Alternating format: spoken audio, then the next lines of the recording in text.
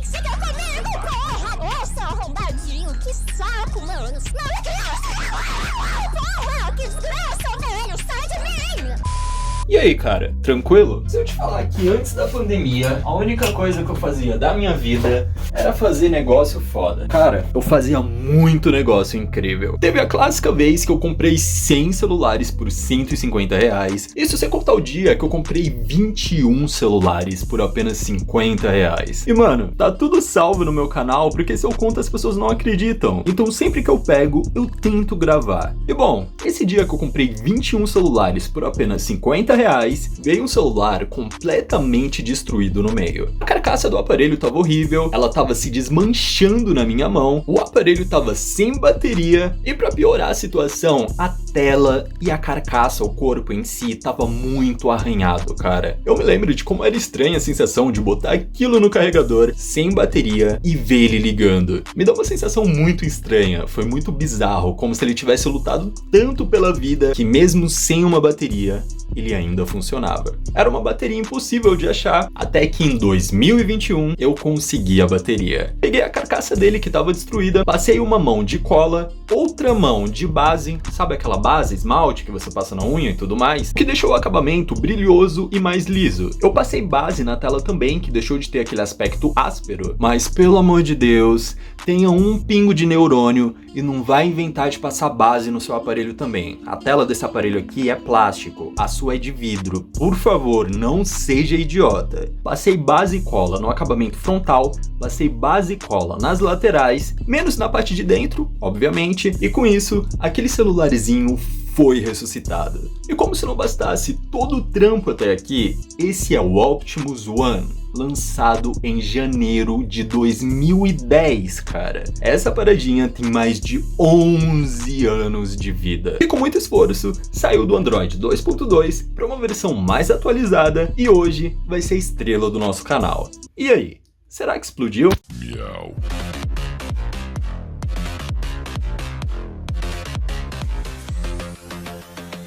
Ei, você, parado, as tripas ou like. Um dos dois você vai ter que deixar.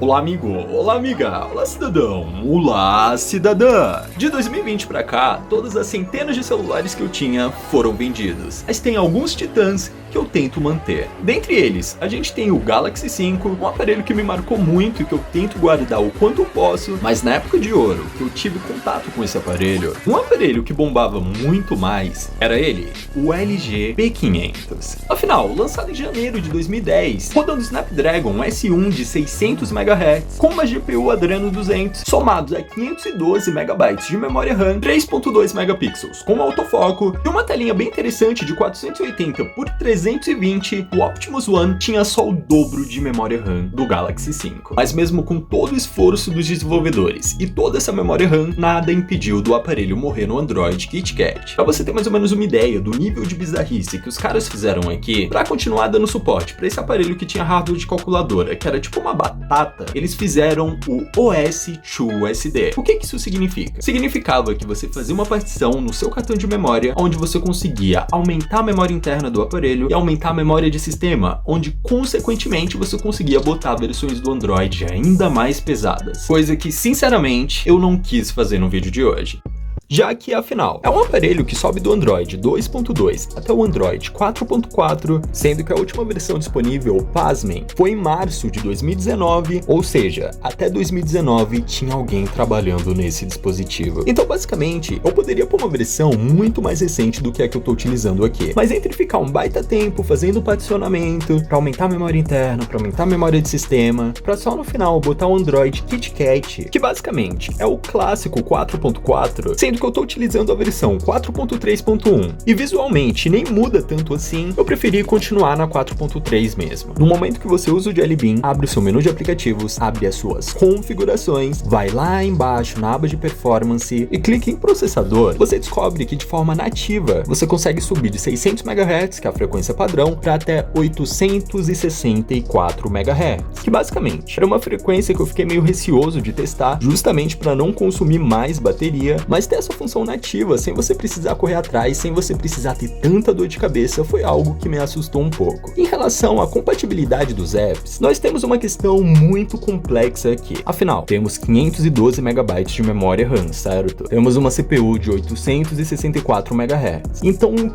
qual seria o empecilho para rodar o básico, para rodar um WhatsApp, por exemplo? E bom, eu respondo da forma mais fácil e mais triste possível, que é o simples fato de que, como esse aparelho é uma batata de tão antigo, ele roda uma CPU ARM V6. E nesse ano, em 2021, a ARM lançou o ARM V9, cara, V9. Então, a grande maioria esmagadora dos aplicativos não suportam ARM V6. Entre eles, os principais mensageiros, como o Telegram, como o WhatsApp. Entretanto, o Messenger Lite e aplicativos como o Facebook Messenger seguem funcionando com as suas limitações, mas reproduzindo vídeos, respondendo mensagens, tudo isso normalmente. Inclusive, curiosamente, chegando notificações. Mas se a ideia de ter um aparelho desse para usar o Facebook não é suficiente para você, se você precisa de mais, você não precisa se preocupar, já que, pasmem, aplicativos como Spotify seguem funcionando nesse aparelho. Então imagina comigo, você é convidado para ir para o Rio de Janeiro, por exemplo, e você tem meio neurônio na cabeça e sabe que a chance de ser roubado é gigantesca. Você pode ir ouvindo música, utilizando o seu Optimus One e deixe o seu Galaxy S21 Ultra na sua casa. Assim, se você for roubado, o prejuízo não é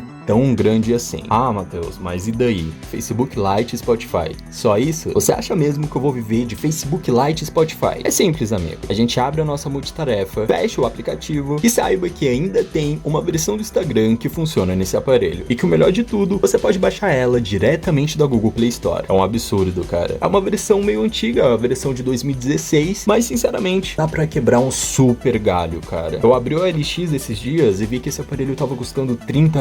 R$30, cara. É um hambúrguer. Como se não bastasse, eu uso muito ele pra uma finalidade bem interessante. Imagina que você pode ter uma conta do 4Shady e você pode upar até 15 GB de arquivos lá gratuitamente, fazer pastas de músicas e, bom, quando você quiser ouvir alguma, é só você tocar em cima dela e o aparelho vai reconhecer e vai começar a fazer streaming na mesma hora. Tudo isso dependendo da sua internet, obviamente. Então convenhamos que sem música aqui, você não iria ficar. Sem contar que de quebra, você pode ter um acesso muito rápido e muito fácil a todos os seus e-mails, graças ao aplicativo Aquamail. Só de enviada tem 900, cara. Só de mensagem não lida tem mais de 6.000 mensagens. É um aplicativo tão leve, tão simples e tão funcional, cara, que eu gostei muito. Mas ok. Até aqui eu falei dos aplicativos, falei da versão do Android que eu estou utilizando, mas eu não mostrei ela necessariamente. Nessa época, a gente utilizava o HoloDesign, onde você tinha uma das launchers que eu mais gostei até hoje no Android. Você tinha o modo noturno por padrão e algumas funções bem interessantes. Quando você abaixa sua barra de status, por exemplo, você tem um painel de notificações, onde você consegue acessar várias informações, como Bluetooth, como GPS, como 3G, por exemplo, e quando você clica nesse quadradinho aqui, você consegue acessar ainda mais informações. Você tinha o clássico Theme Chooser, que infelizmente eu não tenho nenhum tema instalado aqui para mostrar para vocês. Isso daqui mudava a interface do aparelho por completo. Em toda parte da interface você tinha informações sobre o seu hardware. Você tinha várias configurações de animações, como essa daqui para desligar a tela. Isso sem contar que na sua tela de bloqueio, se você desliza aqui para baixo e você desliza para lateral, você consegue adicionar vários widgets na sua tela de bloqueio. Widgets de calculadora, widgets de e-mail, tudo isso para você conseguir ler as suas mensagens sem precisar sair da sua tela de bloqueio. Isso daqui era muito útil, eu sinto muita saudade disso. Eu achava muito bonito a identidade visual do relógio com uma fonte mais grossa que a outra. Tudo isso enquanto os 4 atalhos da tela de bloqueio ajudavam muito no dia a dia. Outro aplicativo que foi muito aprimorado também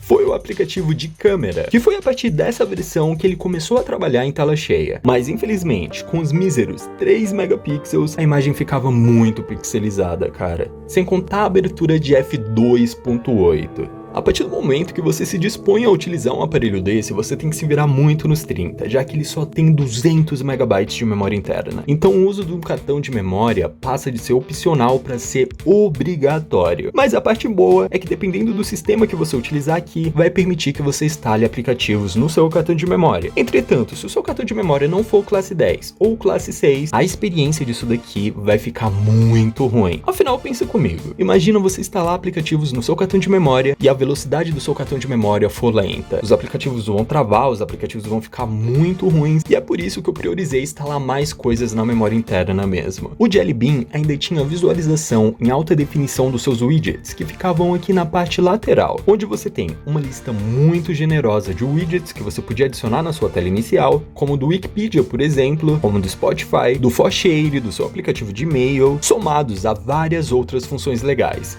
como abrir o seu aplicativo de música automaticamente no momento que ele detecta que você conectou o seu fone, ou simplesmente controlar por quanto tempo a iluminação das suas teclas vai ficar ativa. Você tem a opção de deixar sempre desligado ou de deixar com timer personalizado. Você chega ali nos 30 segundos e depois você deixa ligado para sempre se você quiser. Falando em tecla, todas as teclas acendem a tela do seu aparelho, o que pode te ajudar a manter a vida útil do seu botão de liga e desliga. O Optimus One foi muito legendário, principalmente o meu, que tá completamente destruído e feio, e mesmo assim ele ainda tá vivo e tá funcional. Se um aparelhinho de plástico aguentou tudo isso e continuou na ativa, eu tenho certeza que você vai aguentar a pressão dos seus problemas. Se você for rico, manda R$1 no meu Pix, que é o Mateus com TH 627@hotmail.com, pra eu tratar de comprar uma carcaça pra esse celular logo. Eu achei uma de R$20 no LXPay. Financia minha carcaça que eu te mando uma foto do pé no seu privado. E bom,